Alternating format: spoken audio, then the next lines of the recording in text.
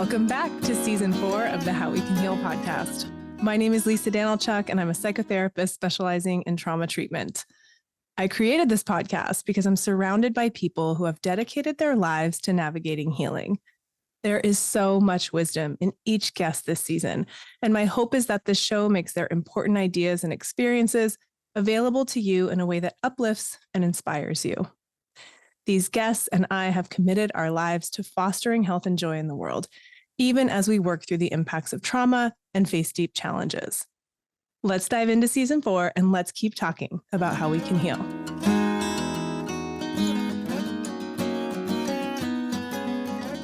Welcome back to the How We Can Heal podcast. Today, our guest is Janne Østergaard Hagelquist. Janne Østergaard Hagelquist is a licensed psychologist in Denmark and a certified specialist in child psychology and supervision. For more than 20 years, she's worked on the treatment of children, adolescents, and families experiencing neglect, abuse, and violence. Janne is the founder of the Center for Mentalization and oversees its operations, development, and daily management. The center has 32 professional staff who provide training and services within Denmark, the Faroe Islands, Greenland, and beyond. Janne and I met at a psychology conference in Berlin 2 decades ago and became fast friends. She's invited me to present in Denmark, and I've hosted her here in the US as a featured speaker as well. She's a fountain of knowledge, and we're so lucky to have her here today. Let's welcome Janne to the show.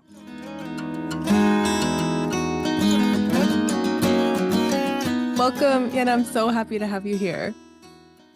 Thank you, Lisa. I'm so happy to be here. Thank you for inviting me. So I want to introduce people to your work and to you.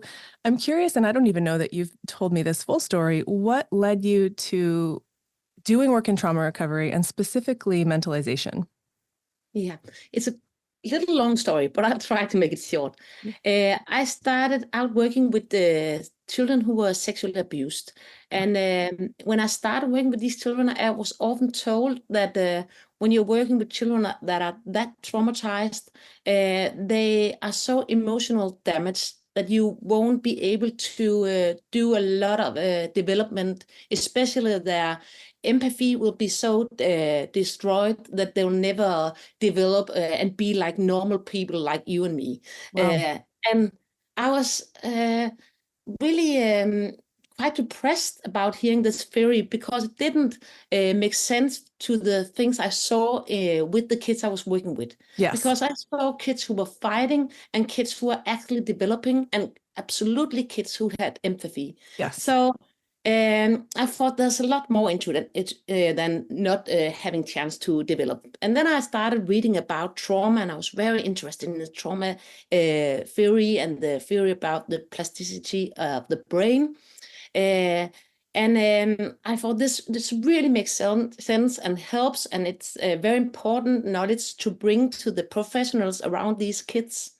So I started there, but then I heard Peter Fonagy, and Peter Fonagy is the main character in the mentalizing field, and I heard him in the 2008, I think. And when I heard him, I was just like, this theory really, really makes sense. And one of the things I really loved about mentalizing theory was that he kept on saying everybody can develop their mentalizing capacity. Yes. It doesn't matter if you're an artist or on the spectrum with autism, or if you have a trauma trauma experiences. Everybody can develop mentalizing. So that was the first thing I really loved about his speech. And the other thing was he says the way you develop mentalization is from outside in. You have to mentalize children who hasn't experienced mentalizing. Yes. So mentalized from the start, but they can always develop. So I really love this his thought about mentalizing, but at the same time, when I started to dig into his books, I thought this is really difficult stuff. And it's not stuff the professionals that work in everyday life with these children, the foster parents, the professional in residential care, they won't read these big theoretical books. So I had this really big why. I thought I wanna make mentalization theory easy, accessible, and I want to combine it with trauma, because when you work with these traumatized children, it's so important to have the knowledge about trauma with you, to be trauma informed, to use mentalizing. Yes. So my first book, the book which is just translated into English here in 2023 with all the new stuff from the mentalization theory that's happened since. But my first book, it was really this written with a big, big why. I want to do this book to explain how you can use this theory, and how that you don't need to. I very often heard that you have to break down these kids. You have to break them down to the bottom, and then start from just punish them and break them down, and then you can start to develop them. Wow. And I thought, this is so wrong, because these are kids who have developed so many coping strategies that actually are working, and some that are not, but they're whole people that you should understand, and you should help and meet. So I really wanted to write this book that could explain to professionals that there are ways to work with these kids where you can see their potential, and where you can meet every single child with the person as the person they are. And you have to try as a professional to understand the kid, and then slowly they will try to understand themselves and understand you. So it's a process that's possible, and that is it's very important that the professional around the kid know this, and are interested in meeting the child in a mentalizing way. So I a love long it. story short, but I had a big why, and then I wrote the first book, and it came out, and it was actually a great success here in Denmark. So I sold a lot of copies, and did a lot of talks for professionals. And I experienced that when you talk about these themes, talk about trauma, talk about mentalizing, the people that might have thought the only way is to punish and to break down, they actually think they're good-hearted people, and they're professionals around these kids for a reason. So they just need words for what they actually know is right, the right way to work. Yeah. So that was a long story, but that was how I started. Yeah. And I mean, I feel that too. I've been in trainings where I've felt like I should be doing things a certain way, and then someone through science or through their position of authority sort of gives you permission to do what you always sort of thought was right. And those moments are frustrating for me, because I then wish I trusted myself the whole time, right? But they're also very powerful, especially when you talk about things like this, where there's potentially so much healing for these kids that are being supported in some way or another, versus there's potentially so much harm if people have a belief that's not helpful in how they're working with them. And it stands out to me in your journey that that the importance of mentalizing, and we're going to define that in a moment, because I know some people might be listening and going, what is this mentalizing thing? We're definitely going to define that. But I'll just say for now, the importance of empathizing with someone who has experienced trauma, or for someone who hasn't experienced a lot of empathy before, like that's how we learn it, right? And so I love that in your examples, you're actually providing the thing, you're modeling the thing that you're wanting to teach or share. And I think that can help us in so many moments of uncertainty as therapists, as parents, as whatever. It's like, okay, well, what am I trying to do? And am I modeling that right now, or am I modeling the opposite in trying to get this result? And it also stands out to me that you were mentalizing, you were empathizing, and taking the perspective of all these other providers in Denmark. You were thinking, oh, here they all are, and they have good hearts, and they've learned that you need to break people down, or punishment is the most effective thing. And I know that not to be true. And I've read these thick books, and they're not going to read those books. They don't have time for that, or they're not going to the same conferences I'm going to. So why don't I write this book to serve them? And I love that that's your big why. And it sounds like it was a really natural journey from learning to writing to teaching, and just growing the healing work that you're doing there.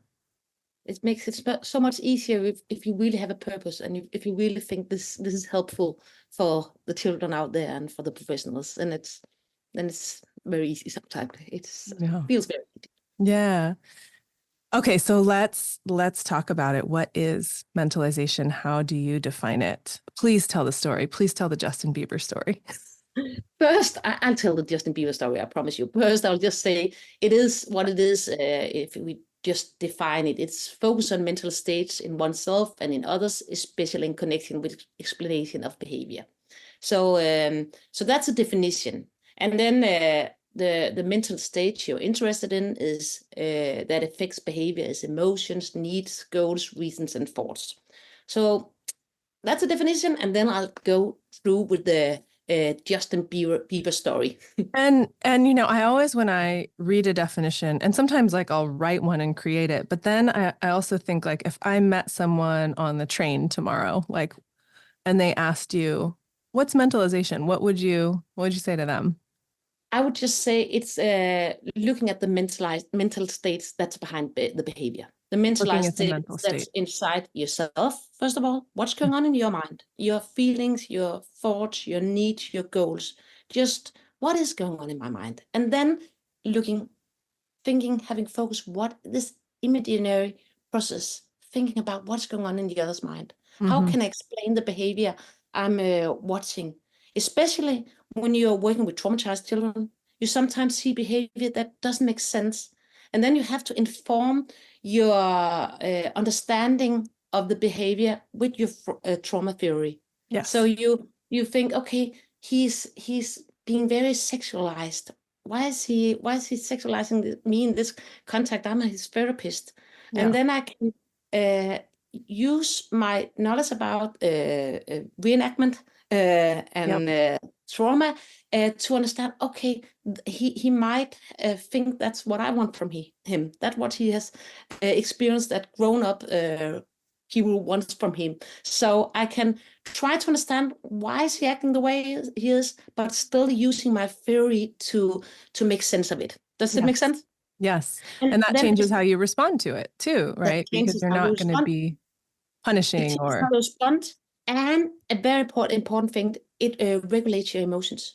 Yes. When you understand why other people act the way they do, you can regulate your emotions. Yes. Yeah. It's so funny because that's an important part of it. Yeah.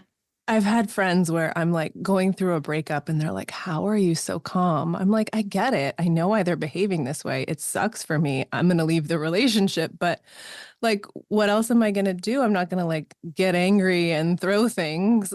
And so it's true. I think when you understand trauma and when you can really take perspective and sort of mentalize in this way, get in someone else's head, right? And understand why they might be behaving the way they are, then it just sort of things make sense all the time. And there's not so much reason to be upset about things or it feels like wasted energy, right? Like, sure, I could be so indignant and so offended, but I see what's happening here. I'm just going to go the other way, right? It just takes the drama out.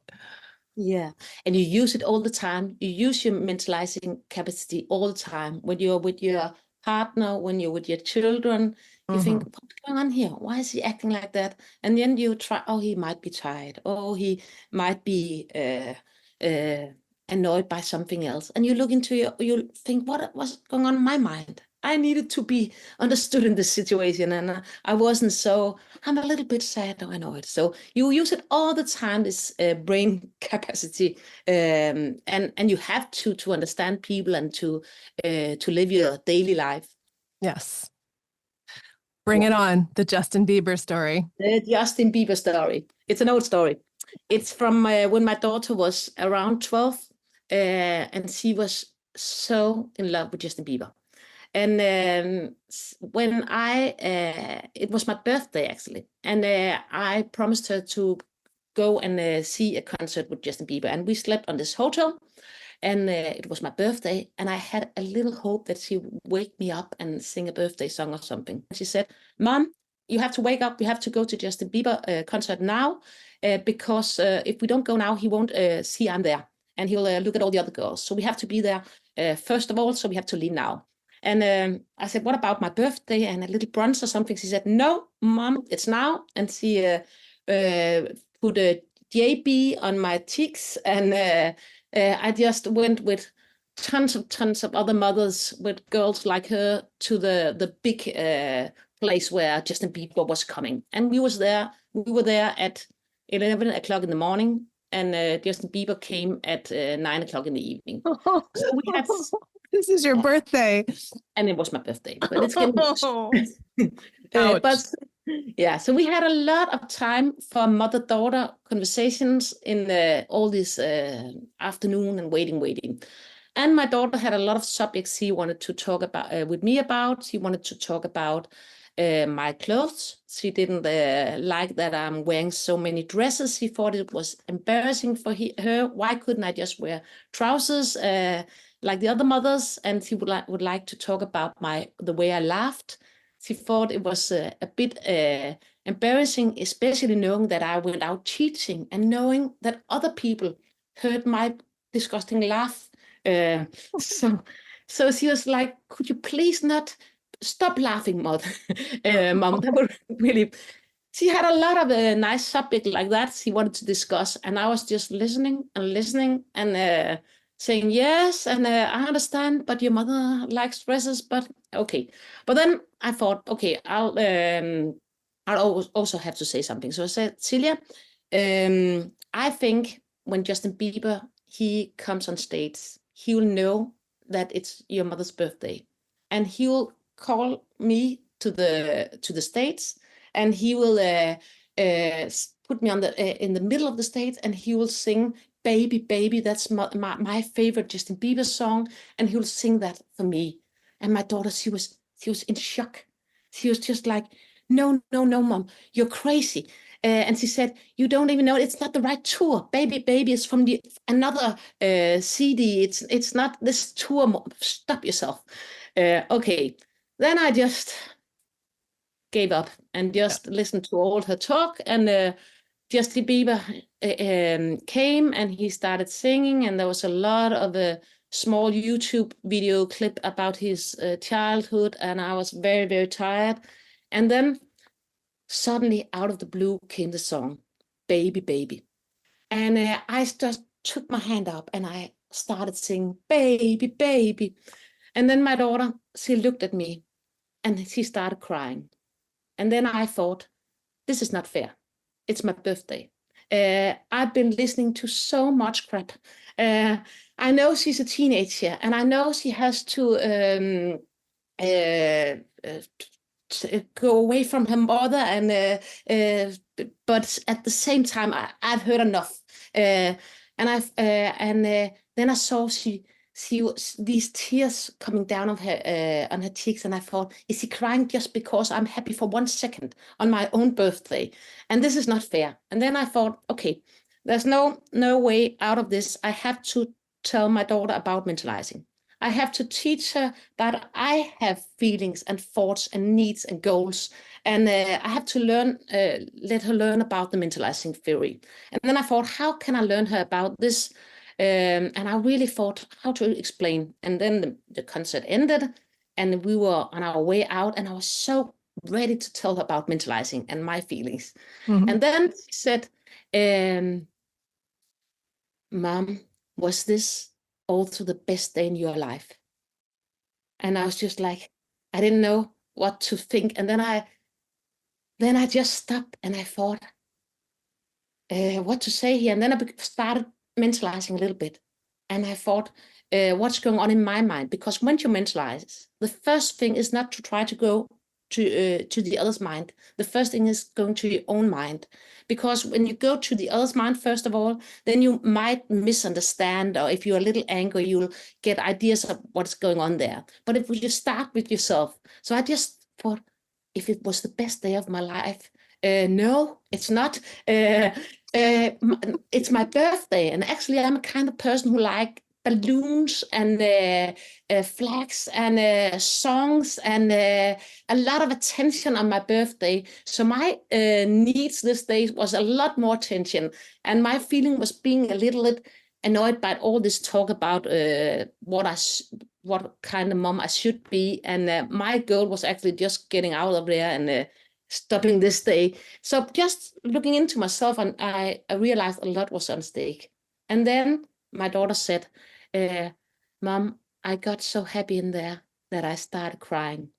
And then I realized that another thing was going on in her mind. She was not annoyed by me being happy. She was just the most happy moment in her life.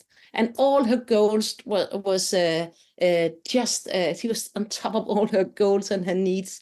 So then I realized that she was just happy, and it's something else than I thought was going on in her mind. And that's the thing about mentalizing. I suddenly realized I don't have to explain anything about mentalizing now. I can just say, okay, it was a wonderful day, and I got my emotions regulated from trying to understand what was going on in her mind. Yeah, and I love that it's basically the opposite, right? You have this moment of maybe vulnerability with your daughter, Yeah. right? Of going and singing and throwing your hands in the air and singing along to your favorite Justin Bieber song. And then you're feeling, because she has been all day, like she's thinking critically of you, or she's embarrassed by you, because that's what she's been expressing. But in reality, she is so enjoying and loving the moment, and it's the best day of her life. And she's happy that it's the best day of your life too, in her mind.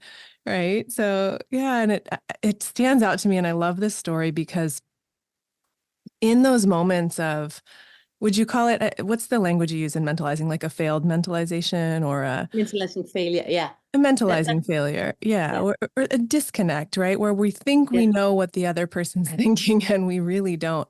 We can create these entire stories and worlds, right? Like, because from that moment, that's a seed where you spend all this mental energy figuring out how to talk to her about mentalization, right? There's probably emotions there, feelings, you feel hurt, you feel judged, whatever else.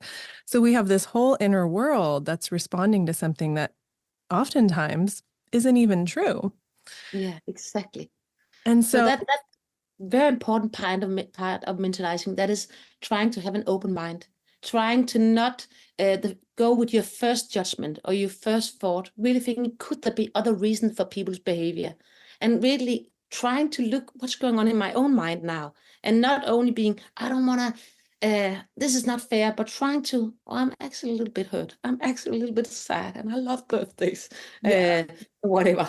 Yeah. Oh, you and me, sister, birthday. I call myself a birthday zilla sometimes because it's March and I want to celebrate the whole month. I love it's April for me. Yeah. Oh, yeah. Okay. Birthday month. I got it. Yeah. Right. And the balloons and the flowers and the whatever else, right? The songs. I love it all. I know some people are like, shh, don't say anything. It's my birthday. And I'm like, wow, this is really hard for me to mentalize you because I have such a different experience. Exactly. If you're listening to this podcast thinking, I want to learn more body-based tools to help support trauma recovery, then you might be the perfect candidate for the Yoga for Trauma online training program. This 8-week certification is for wellness providers and enthusiasts who want to learn the theory and best practices for providing yoga and somatic tools to those navigating the impacts of trauma. Students often come into the Yoga for Trauma online training program, or Y4T as it's come to be known, knowing at a deep level that mindful movement can help with trauma recovery, but not knowing precisely how to articulate it or share these tools with others. Y4T breaks it all down and leaves you feeling clear about your choices as you support folks navigating post-traumatic stress. Of course, the experience is good for you too. With 8 modules and 8 yoga classes, you'll get a taste of how it feels to practice yoga in a trauma-responsive manner.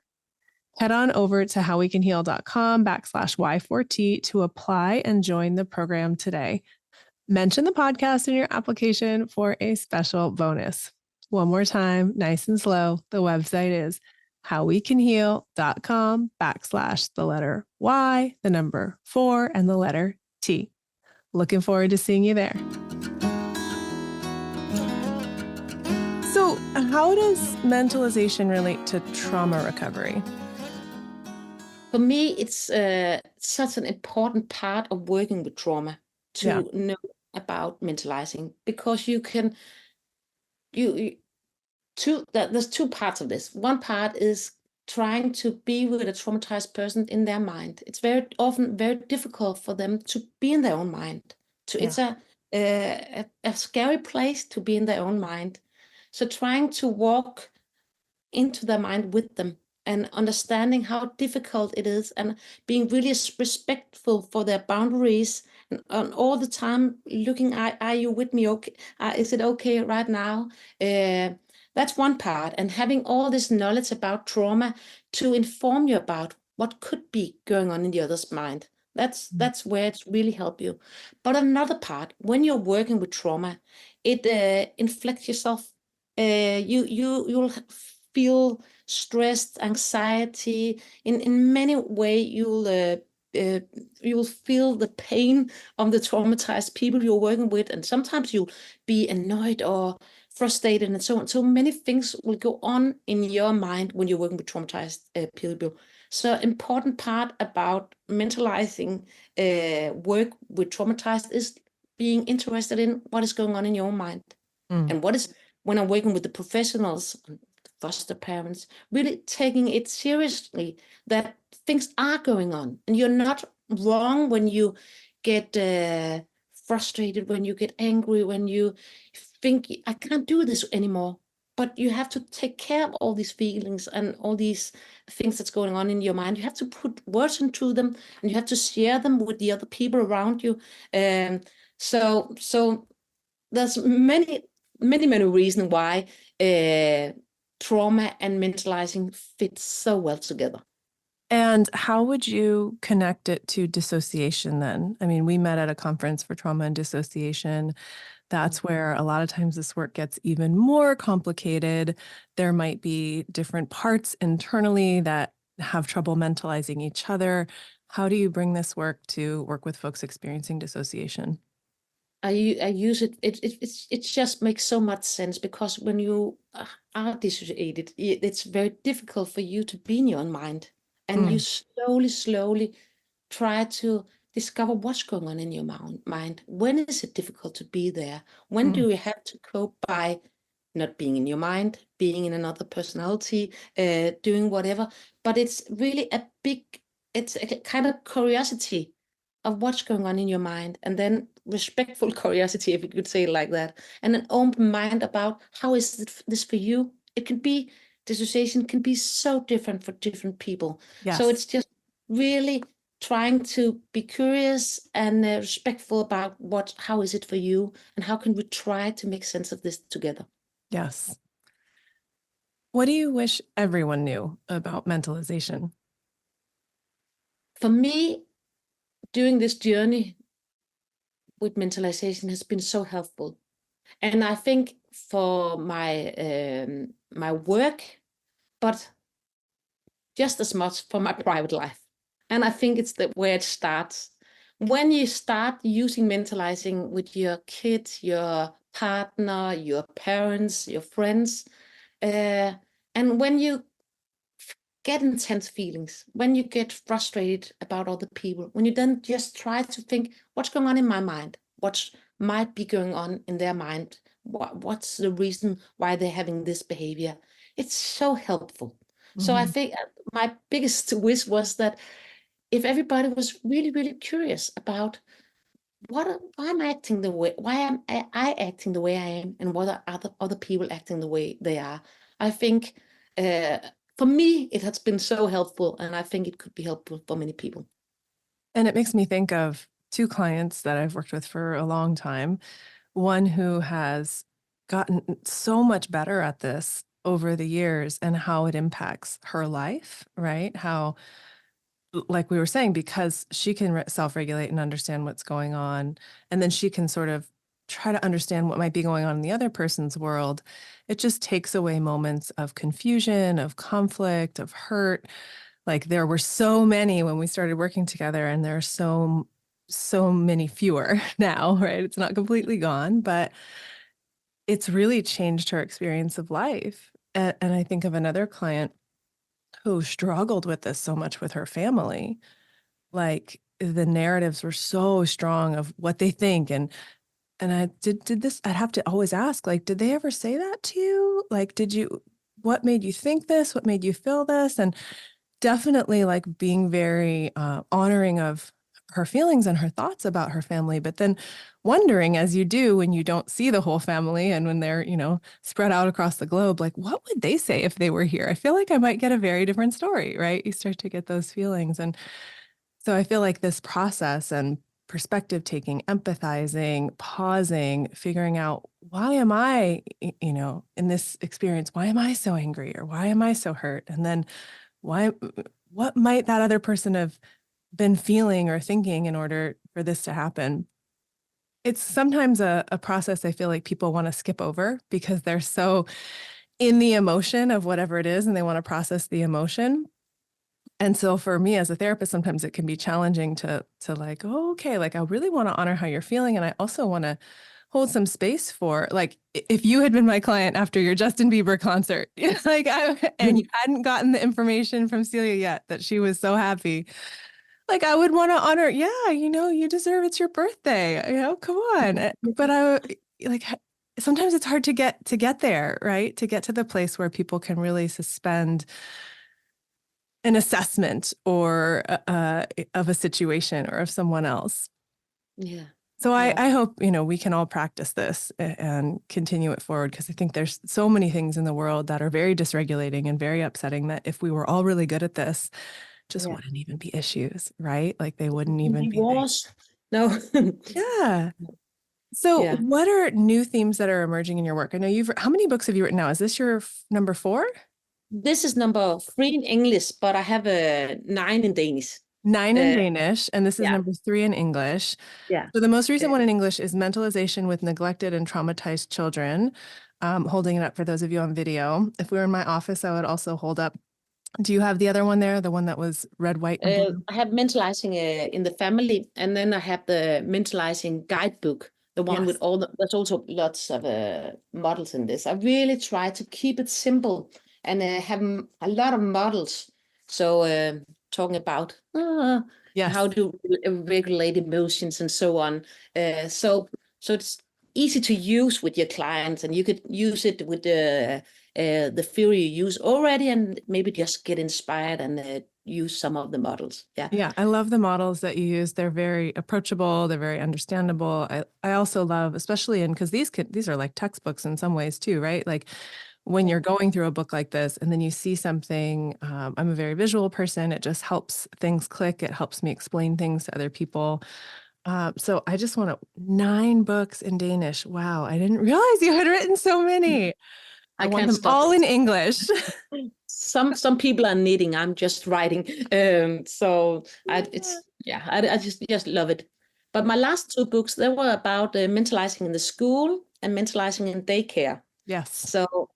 So I've been using it in more in settings where more with neurotypical children and children that are not traumatized, and it makes so much sense in these settings as well. Yes. So that's been fun using there. So you're applying it in all these different places now. Yeah, for example, we have 850 professionals working with the school and daycare here in Denmark. So they are using it, all the models, and they are getting education and really going all the way with this theory. And it's so wonderful because they really understand both the children, but also the parents. The parents can be very annoying if you don't try to mentalize. Why are they reacting this way? So they understand the parents better. At the same time, they really take time to understand that this is hard work. Being a professional is hard work, and taking time to listening to what's going on inside yourself, that's important for every professionals. Yeah, so, and it's hard work, right? I mean, I think it's almost easier to go, let's pay attention to everyone else. Let's like it's great modeling to pause and look inside of yourself, because then you're not just telling other people to do it or encouraging them to do it. You're actually modeling it and reconnecting with what a challenge it can be at times. Yeah, exactly. So can you describe, I love the Justin Bieber story because I just feel like it's funny on a certain level, even though I also empathize with you. I'm like, oh, on your birthday, oh, this day.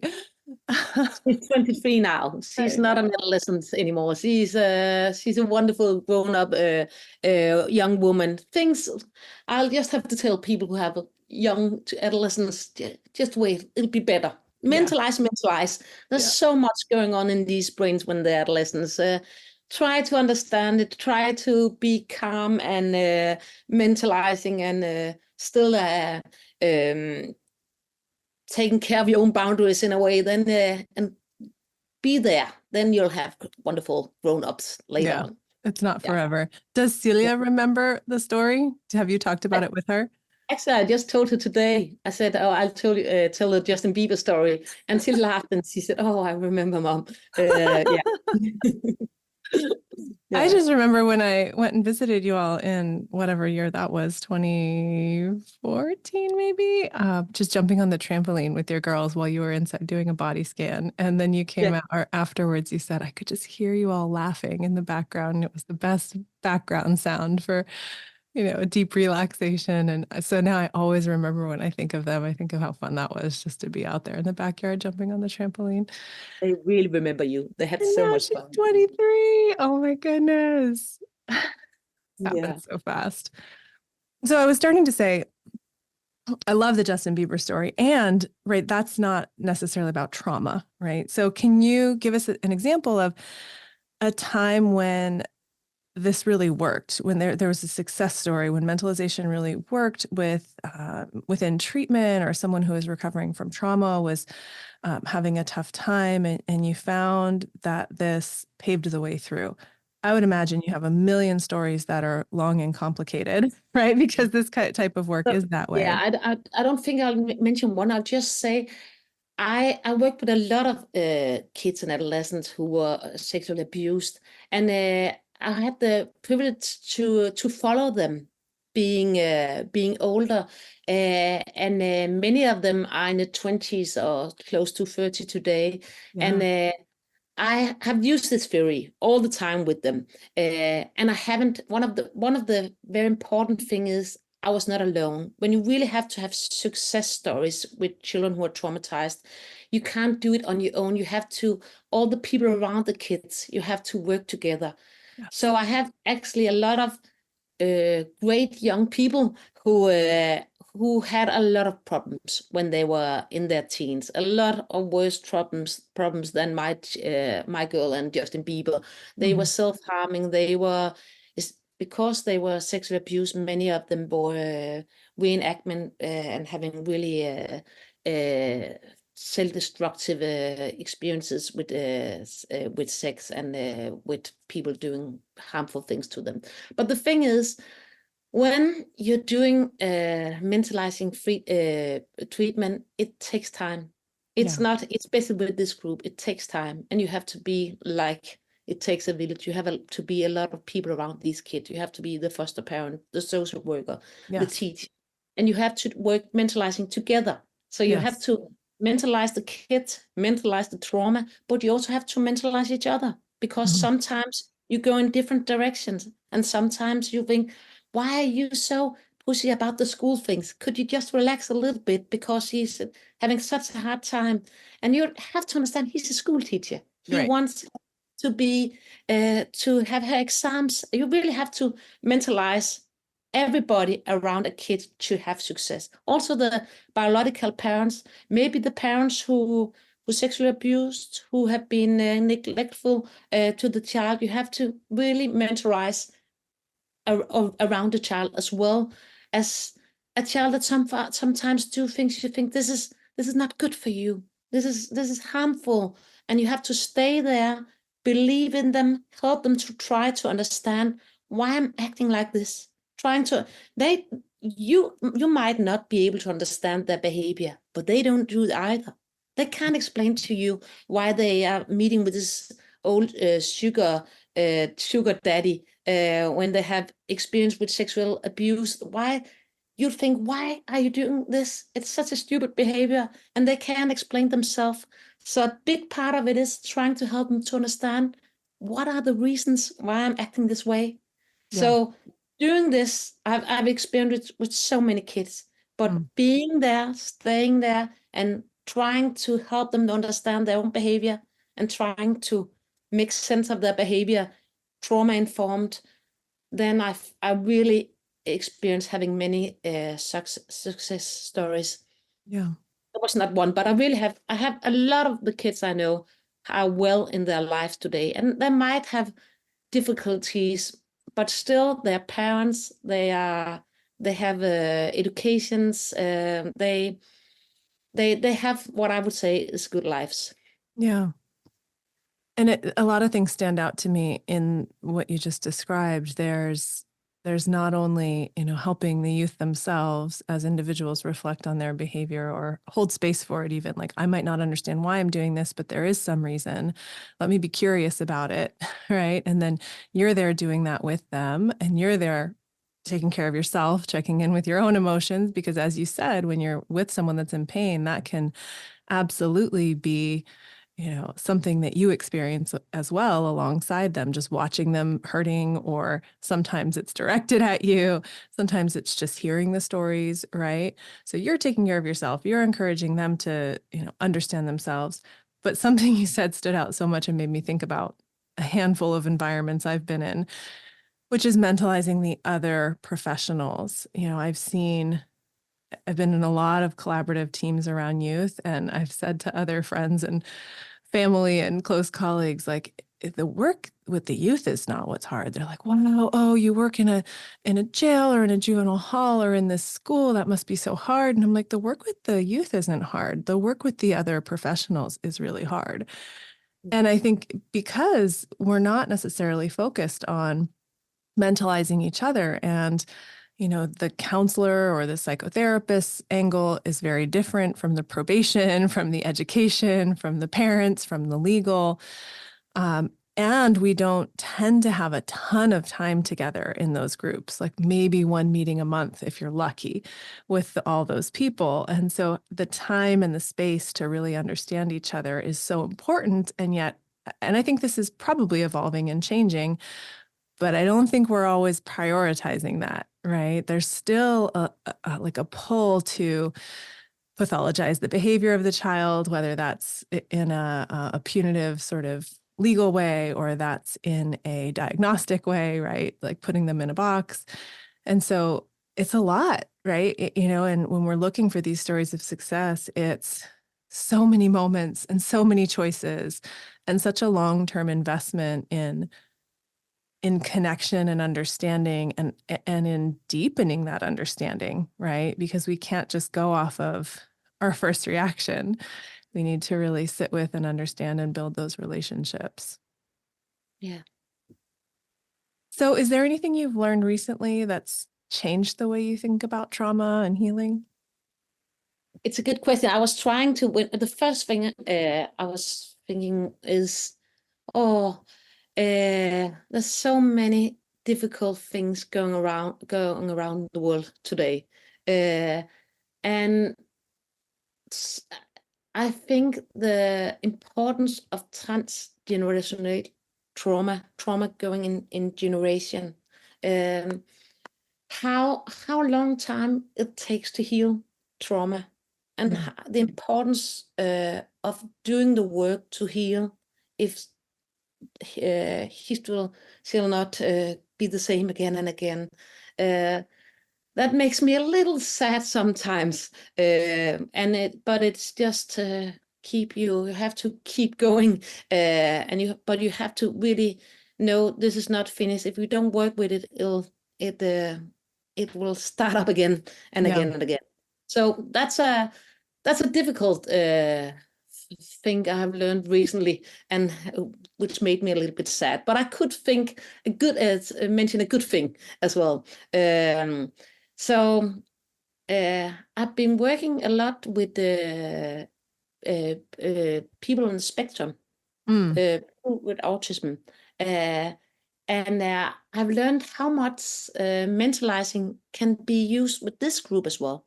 Yes. And how you can work with trauma in this group, and actually how many traumas there are in many of these children and grown on the spectrum. They have trauma histories.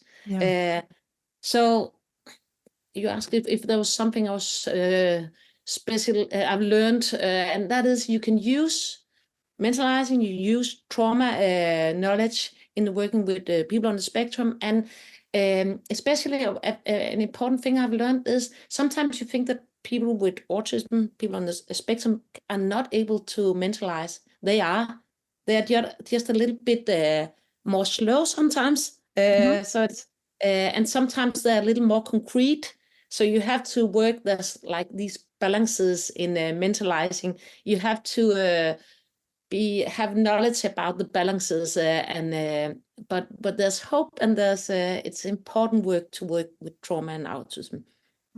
I love that you're making that progress there and finding some of those, concrete ways to make things more concrete, and to work with it and really build that understanding. I often find people feel a lot of mystery around autism, like, what do I do and how do I do it? And so showing up in this way and mentalizing yourself and mentalizing them. And yeah, it sounds like that's and remembering you can work with trauma with this group as well. Sometimes people just say, no, they if they're on the spectrum, they can't help them. You can help them so much. And it's just the same theory, but you just have to be more, maybe not so long time, and you have to be even more mentalizing. You really have to think what's going on in their mind, because sometimes they don't have easy access to telling you what's going on in their mind. So you have to really use your imagination to try to figure out what's going on. But it shouldn't stop you from working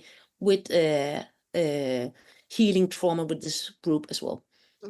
It just also makes me think about connection and how wired we are for connection as humans. And I think about times in my life where I wasn't feeling very expressive, and maybe sometimes someone comes and you could just have like a resting something face, right? And then somebody comes and they go, oh, well, she's this or she's that, or they respond to you harshly. But what about when someone approaches you and is like, hey, how are you doing? What's going on in there? Or, oh, I was wondering if you were feeling sad, or I was wondering if you were feeling angry. Like when people come with this curiosity and this empathy and this genuine desire to connect, it can make all the difference. And even if you're not in a place where you're feeling very articulate about your emotions, right? It feels so good to be met. And of course, there are times where we all are just like, not now. I need a minute.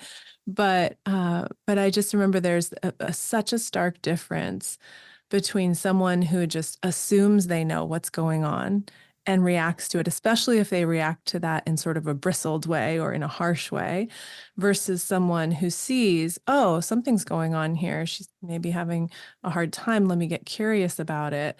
Like that, it's such a different qualitative experience internally. So I can use that little seed to sort of empathize with it and follow along with what you're saying around autism, that someone might not be telling you, but how you respond to their nonverbal cues, or whatever you're seeing, whatever you're not seeing, how you respond to that can still make a really big difference for them internally, and you just might not see.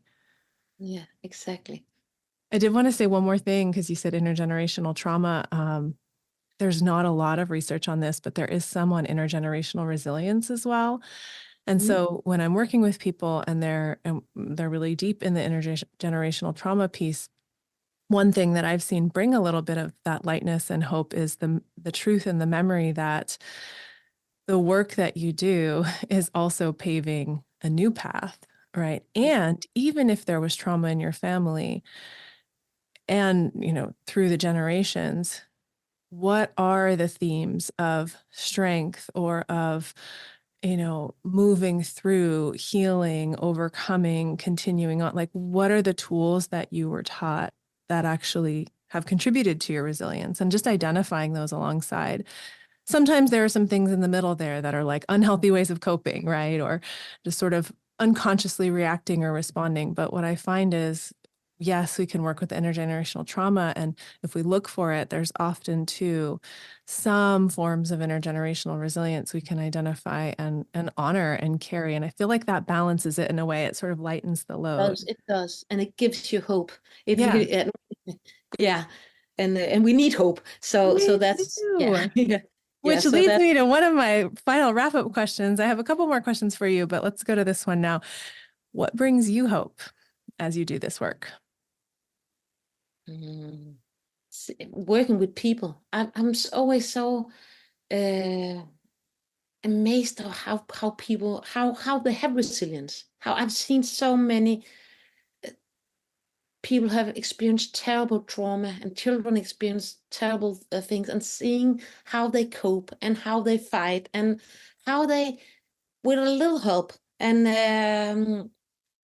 how people, if they are getting the right guidance, actually want to help. And it's so seeing that it's people can survive and have good lives, and actually people want to help them heal if they just get the right direction. Yes. I thought this earlier when you were talking about people saying that when someone's traumatized, if they've been through a lot of trauma, they don't have empathy or they can't have empathy. And I just think some of the people I've worked with who have experienced the most horrific of traumas, not that we measure them against each other, but they've been through some really gnarly relational stuff in their life, are the most empathetic and the most sensitive and the most tender, and outwardly in their life too, right? Like anyone who meets them would just think, this is the kindest person I've ever met. Right. And so I think, yeah, I'm glad that you for a long time now have been disrupting that narrative, because it's really important that we're, like you said too about dissociation, things show up in so many different ways. Like we really need to hold a little wider context around how we think about trauma and how it impacts people, but also just coming at it from what I feel is this really humanistic way, this very humanitarian way even, that models the empathy and leaves space for connection, for true connection, not just connection based on assumptions. Yeah, exactly. Yeah. So where would you send someone who wants to learn more about mentalization? Peter Fonagy was the first, and he's the great master. So of course, his books and the Anna Freud Center. But I would my books could also be interesting. And I have a homepage and a Facebook called Center for Mentalization, and I try to share a lot for free. So I put on many of my models and a lot of resources out there. So people are very welcome to use them and at the homepage and follow on the Facebook. Love it. I love it so much. And you have it in English and in Danish, yeah? I think we have a Swedish one is coming up, and maybe one in Greenlandish. Yeah. Oh, wow. That's amazing. I thought you were going to say Italian because I know you go to Italy. No. No. Coming soon, maybe. Yeah. And what's next for you? Are you working on any more books or more projects? Yeah, most now I mentioned Greenland. I'm very, very interested in Greenland. So I'm working there a bit, and again working with schools and kindergarten and social work. I love this when we are working with all the professionals in a society. If all have the same language, it's so interesting to see how easy things happen. So I hope to do that in Greenland as well. And then I'm writing a book. I'm always writing a book, as I'm saying. This time it's about supervision. So I'm writing one about mentalized based supervision. Yes. Yeah. I love it. I love it so much. So this is the most recent one in English, Mentalization with Neglected and Traumatized Children. And the Center for Mentalizing, is it .net? .com. .com. And is there any other way you'd like people to connect with you if folks are listening to the episode and they want to reach out? They are just, my email is on the homepage, and so I think that's the easiest way to get through to me. Perfect. Well, thank you so much, Janne, for coming here and for sharing your lifelong work in mentalizing and trauma recovery. And I just feel how important it is. And I feel how many lives you've impacted by doing trainings and working with different systems and writing these books and working individually with people. It's just such a positive ripple effect of healing. And so I think that continues the more we internalize some of these messages you're sending today, and the more we do that day-to-day work of just pausing and connecting with ourselves and reflecting and being curious. They're such day-to-day behaviors, but there's so much power in those, right? Thank you, Lisa. When you want to change a habit, it's a little bit every day goes a long way. And so I'm hoping that folks feel inspired to practice this and get curious about this and to reduce some of the conflict and drama and bring a little more peace and connection. That would be lovely. Yeah. Thanks so much for listening. My hope is that you walk away from these episodes feeling supported and like you have a place to come to find the hope and inspiration you need to take your next small step forward. For more information and resources, please visit howwecanheal.com. There, you'll find tons of helpful resources and the show notes for each show. Thanks for your messages, feedback, and ideas about the podcast. I love hearing from you, and I so appreciate your support. There are lots of ways you can support the show, and I'm grateful for every little bit of love you share. If you love the show, please leave us a review on Apple, Spotify, Audible, or wherever you get your podcasts. You can always visit howwecanheal.com/podcast to share your thoughts and ideas as well. Before we wrap, I want to be clear that this podcast isn't offering any prescriptions. It's not advice or any kind of diagnosis. Your decisions are in your hands, and we encourage you to consult with any healthcare professionals you may need to support you through your unique path of healing. In addition, everyone's opinion on this show is their own, and opinions can change, right? Guests share their thoughts, not that of the host or sponsors. I'd also like to send just huge thanks to our guest today, to Kyle Arizbal of Prolific Sound Solutions, and to everyone who helps support this podcast directly and indirectly. Alex, thanks for taking care of the babe and the fur babies while I record. Lastly, I'd like to give a shout out to my big brother, Matt, who passed away in 2002.